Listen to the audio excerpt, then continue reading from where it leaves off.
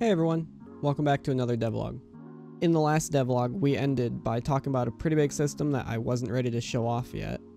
Well, I gotta say, I'm excited to announce that now Sovereign is fully multiplayer. Now everything from looting, to questing, to the experiences you have in-game can be shared with your best friends.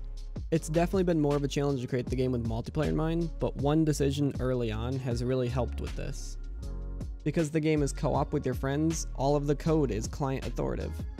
This means there's no validation or checks to be done to make sure the player isn't cheating. How most big multiplayer games work is there's a server or host that has all authority over what happens in the game.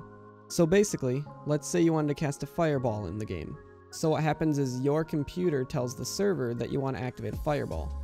Then the server does the check to see if you can actually activate it, and if that returns true, then the server will activate the fireball, while at the same time calling back to your computer and telling your computer that you're able to activate the fireball.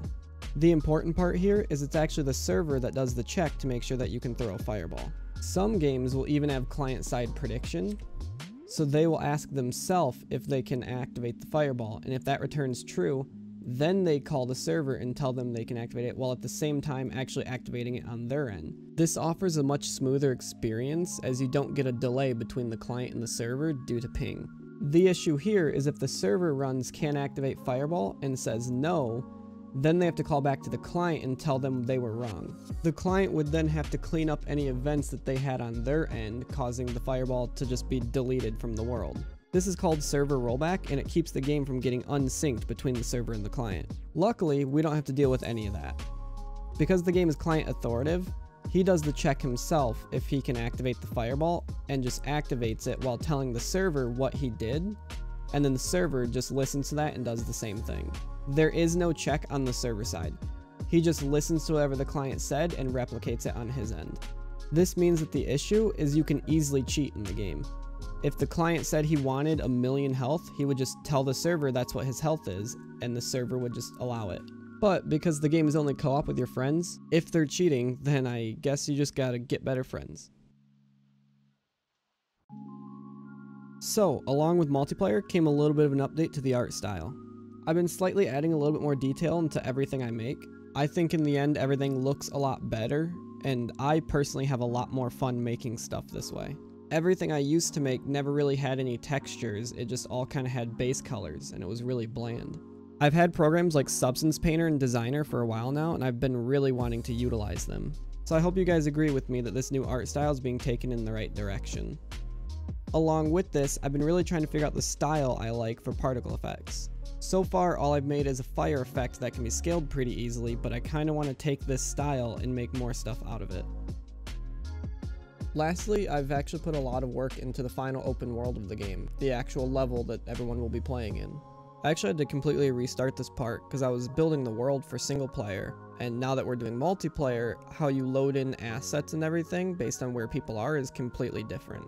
For the clients, they can basically act as normal. They'll load in all the tiles near them and only load in the information they need.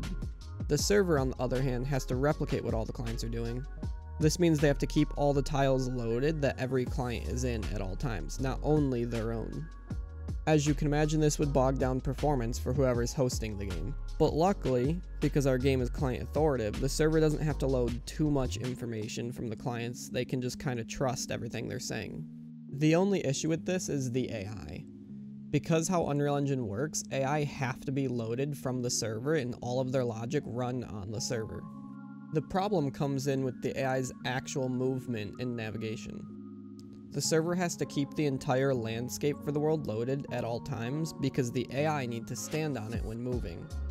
If the server is across the world and some client is out in the wilderness fighting some enemies, those enemies are loaded on the server, so the server does have to load the ground for those enemies to stand on also. Luckily though, only the collision for the landscape really needs to be loaded at all times. Visually, we can hide those tiles so they're not rendered on the server's screen. I tried really hard for a while to actually get it so we could load AI on the client and have them replicate to everybody. Almost like a peer-to-peer system. This didn't pan out though because controllers are always loaded on the server and clients never have the controller for anyone else. And sadly, a controller is needed to run things like behavior trees and other AI specific stuff. AI, I believe, are the only thing that's actually keeping our game from basically being a single player game with friends. I know that sounds dumb, but that's basically my approach to keeping the game as performant as possible. Everyone runs their own code locally and just receives the data of what everyone else is doing. With the creation of the open world, I decided I wanted to work on the first major city in the game. It's called Neverfall, and it's an elven city. It's actually one of the biggest cities on the western side of the map. We spent almost every day recently on stream building out just a bunch of castle assets that are modular, so I can just put them all together and we can make a giant city out of it.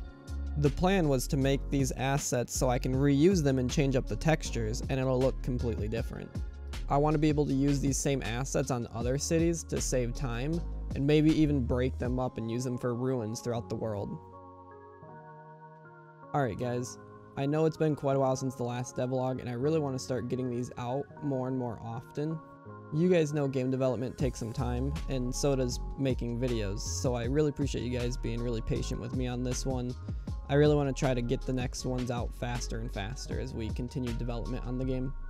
Also this year, I'd really like to start pushing more YouTube content. I think I want to make tutorials and stuff for Unreal Engine, maybe even Blender. We'll have to wait and see.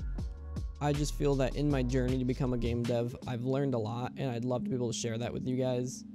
I know there's a lot of people trying to get into game dev also, and if I could help out with that, that would just be amazing. So be on the lookout for tutorials and stuff. Hopefully I can get that out this month, and you guys really enjoy that. But until next time, thank you guys so much for watching my devlog. I really appreciate it. I hope you guys have a great new year, and hopefully I will see you guys in the next one. Bye.